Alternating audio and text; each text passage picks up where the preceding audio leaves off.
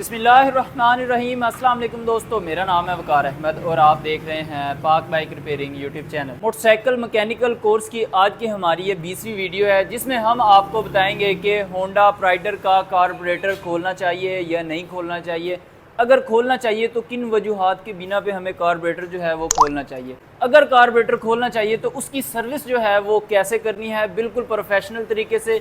आप खुद भी घर बैठे अपनी बाइक के कार्बोरेटर की सर्विस भी कर सकते हैं और ट्यूनिंग भी कर सकते हैं। बहुत सारे दोस्त ये कहते हैं कि बाइक का कार्बोरेटर नहीं खुलवाना चाहिए। हम आपको ये कहते हैं कि बाइक का कार्बोरेटर खुलवाना चाहिए, लेकिन कुछ रीजंस की वजह से ही खुलवाना चाहिए। अगर आपकी बाइक में ये प्रॉब्लम्स हों तो फिर ही कार्बोरेटर जो है वो खुलवाना चाहिए। वो वजूहात क्या हैं वो आपको हम अभी बता देते हैं। अब ये है होंडा प्राइडर का कार्बोरेटर। इसकी हालत आप देख लें कि जब से ये बाइक ली है उस वक्त से आज तक इस बाइक का कार्बोरेटर जो है वो नहीं खुला कस्टमर के मुताबिक। अब इसमें बहुत सारी ये कार्बन और मिट्टी और सीपीज का इशू भी है, पेट्रोल की सीपीज का इशू भी है। तो ये क्यों है और कार्बोरेटर कब खुलवाना चाहिए? जब आपकी बाइक में ओवरफ्लो का प्रॉब्लम हो तो कार्बोरेटर ज़रूर खुलवाना चाहिए। आपकी बाइक आइडियल स्पीड में ना खड़ी हो, यानी स्लो में ना खड़ी हो रही हो, बार बार बंद हो रही हो, तो कार्बोरेटर का प्रॉब्लम होता है। कार्बोरेटर खोल के ज़रूर वॉश करना चाहिए। अगर आपकी बाइक की फ्यूल कंजप्शन ज़्यादा है, पेट्रोल की एवरेज डिस्टर्ब है, तो कार्बोरेटर खोल के ज़रूर वॉश कर लेना चाहिए। अगर आपकी बाइक मिसिंग कर रही है तो भी कार्बोरेटर का प्रॉब्लम हो सकता है, तो कार्बोरेटर खोल के वॉश करना चाहिए। या फिर आपकी बाइक के फ्यूल टैंक में बहुत ज़्यादा कचरा है तो फिर भी आपको कार्बोरेटर जो है हर ट्यूनिंग के साथ खोल के ज़रूर वॉश कर लेना चाहिए। अगर इन सारी प्रॉब्लम में से कोई एक भी प्रॉब्लम आपकी बाइक के साथ नहीं है तो आपने बाइक को 10 से 15 हज़ार किलोमीटर तक चला लिया है, एवरेज भी ठीक है, सब कुछ ठीक है, तो फिर आपको कार्बोरेटर खुलवाने की ज़रूरत नहीं है। लेकिन जब इस तरह का इशू हो, सीपीज का इशू भी हो, तो भी आप कार्बोरेटर ज़रूर खुलवाएं और वॉश भी ज़रूर करवाएं। अब हम देखते हैं कि ये बाइक जो है तकरीबन 40,000 किलोमीटर चल चुकी है, तो इस बाइक का कार्बोरेटर कस्टमर के मुताबिक कभी नहीं खुलवाया गया और हालत से लग भी रहा है। तो अब हम इसको खोल के देखते हैं क्या ये जो कार्बोरेटर है अब अंदर से कैसा है। अगर इतना अरसा कार्बोरेटर ना खुलवाया जाए तो अंदर कार्बोरेटर की हालत कैसी होती है, कचरा वगैरह है नहीं है, जो भी सिचुएशन होती है आपके सामने इसको खोलते हैं और इसकी सर्विस भी करते हैं। उसके लिए पेट्रोल बंद करके सबसे पहले आपने पेट्रोल पाइप को अलग कर लेना है और कार्बोरेटर होज पाइप क्लिप जो है उसको ढीला कर लेना है और ऊपर से स्लाइड वाले नट को भी आपने खोल लेना है।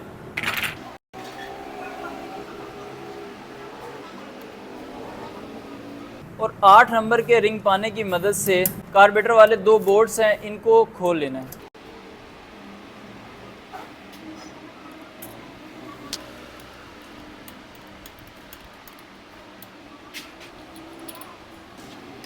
कार्बोरेटर इंसुलेटर जो है वो आपने अलग कर लेना है और हालत देख लेनी है। अगर सीपीज का ज़्यादा इशू हो तो ये कार्बोरेटर इंसुलेटर का भी इशू हो सकता है। ये हल्का फुल्का अगर क्रैक हो तो फिर उसकी वजह से सीपीज का इशू आ जाता है और आपने कार्बोरेटर को अलग कर लेना है। अब ये कार्बोरेटर अलग हो चुका है। जब कभी भी किसी भी बाइक के कार्बोरेटर को आप वॉश करने खोलने से पहले आपने बाहर से अच्छी तरह वॉश ज़रूर कर लेना है। और वॉश करने के लिए आपको पेट्रोल की ज़रूरत पड़ेगी और पेट्रोल जो है वो आप बाइक से भी निकाल सकते हैं।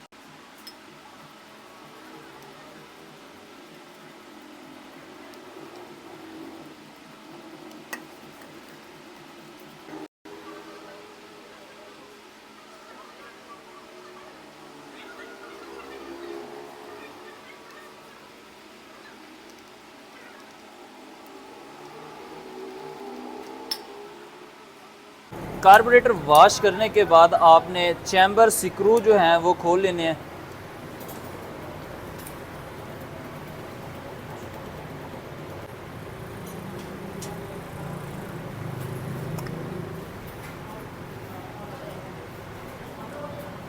अब आप देख सकते हैं इस कार्बोरेटर के अंदर कचरा बिल्कुल भी नहीं है, थोड़ा बहुत कचरा है।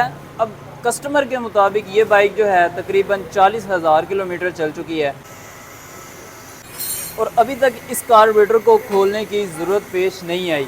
तो अभी तक हालत आपके सामने है। सीपीज का इशू था इसलिए हमने इसको खोला है ताकि हमें प्रॉब्लम पता चल सके और इसकी चलो अंदर से सर्विस भी हो जाए।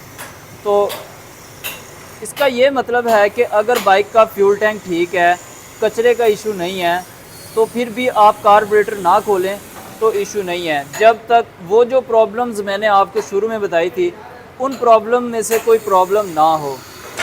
तो जब भी कार्बोरेटर आपने सर्विस करना है तो ये स्लो जेट जो है आपने खोलना है और इसको साफ़ करना है, एयर प्रेशर लगाना है, इसके अंदर तार वगैरह लगाने की ज़रूरत नहीं है।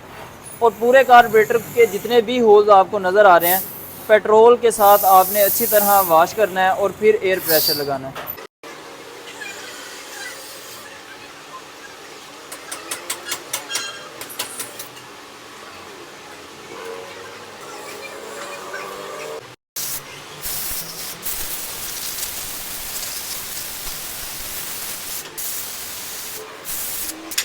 इस स्लो जेट के अंदर एक बारीक सा होल होता है, उसको आपने चेक कर लेना वो बंद ना हो, और उसके बाद इसको आपने फिट कर देना है।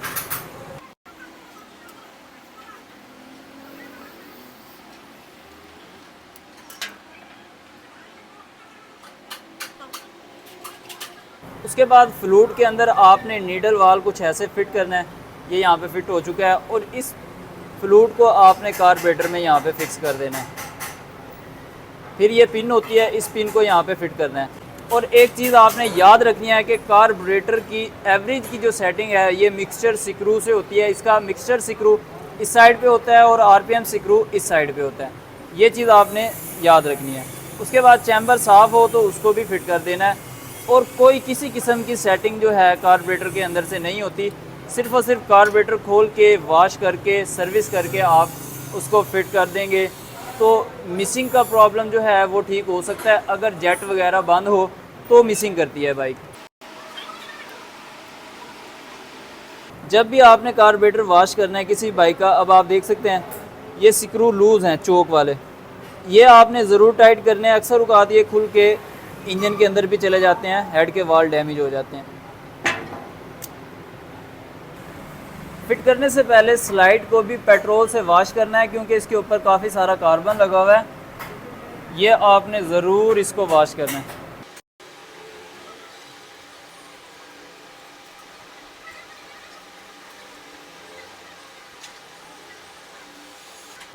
और फिर आपने स्लाइड को कार्बोरेटर में फिट करना है। जिस साइड पे आरपीएम स्क्रू हो, स्लाइड का छोटा कट जो है वो उसी साइड पे आएगा, और दूसरी साइड पे इसका बड़ा कट होता है वो उसकी अपोजिट साइड पे आएगा।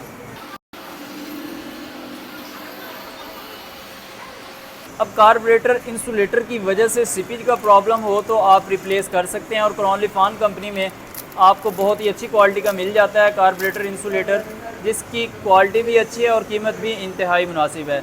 बस ये आपने माइंड में रखना है कि प्राइडर बाइक हो तो लूज सुराख वाला इंसुलेटर होना चाहिए, और इसकी रबड़ की रिंग वाली साइड जो है वो आगे होनी चाहिए। क्रॉनलीफान कंपनी की कोई भी प्रोडक्ट आप क्राउन ई शॉप से भी परचेज़ कर सकते हैं, लिंक आपको डिस्क्रिप्शन में मिल जाएगा। अगर आपको 15% डिस्काउंट चाहिए तो डिस्काउंट कोड वाली जगह पे आप लिखेंगे PBR15 ऑफ, तो 15% डिस्काउंट भी मिल जाएगा। पाकिस्तान के किसी भी शहर में क्रॉनलीफान कंपनी की कोई भी प्रोडक्ट आप मंगवा सकते हैं।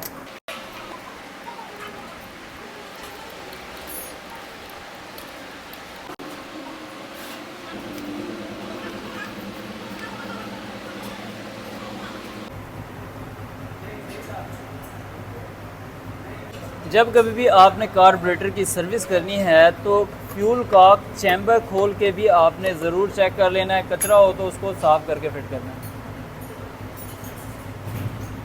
अब इसमें थोड़ा बहुत कचरा ज़रूर है, ये आप देख सकते हैं, इसको आपने साफ़ कर लेना है।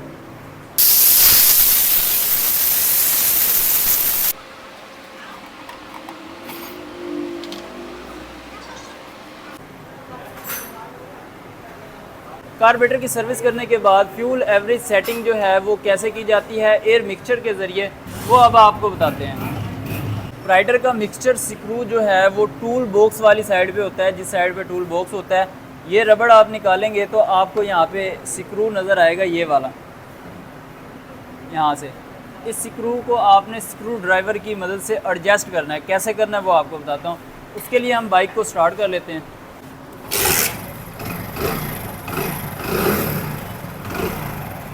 बाइक स्टार्ट हो चुकी है।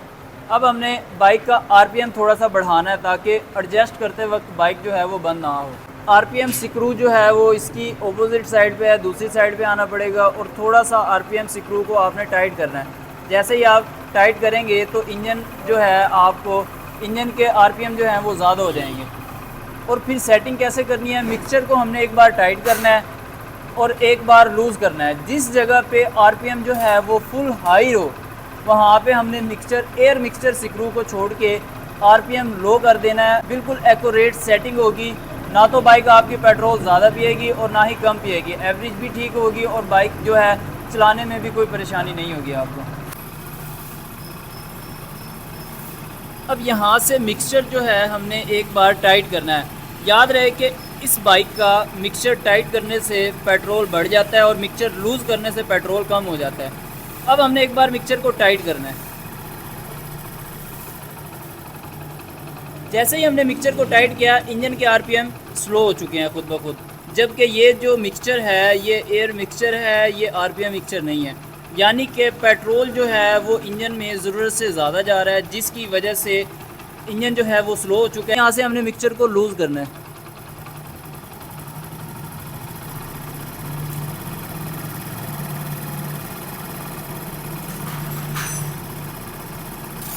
अब मिक्सचर को ज़रूरत से ज़्यादा लूज़ करने से भी बाइक का इंजन जो है वो स्लो हो जाता है।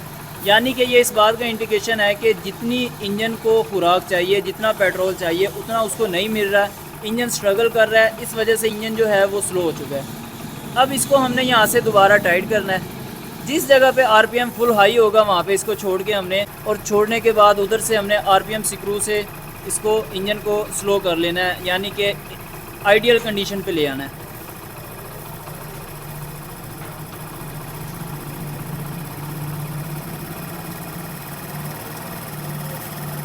अब इस जगह पे आरपीएम जो है वो फुल हाई है, तो यहाँ पे हमने इसको छोड़ देना है।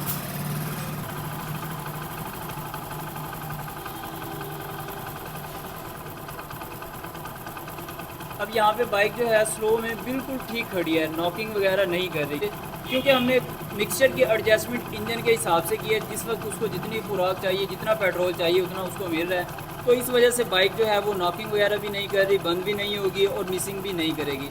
ये इसकी मुकम्मल सेटिंग है, आप खुद अपनी बाइक की सेटिंग जो है वो कर सकते हैं। उम्मीद करता हूँ ये इन्फॉर्मेटिव वीडियो आपको पसंद आई होगी। वीडियो पसंद आए तो प्लीज़ लाइक कर दीजिएगा। चैनल आपने अभी तक सब्सक्राइब नहीं किया तो काइंडली ज़रूर सब्सक्राइब कर दीजिएगा। मिलता है इंशाल्लाह ताला नेक्स्ट वीडियो में, तब तक के लिए अल्लाह हाफिज़।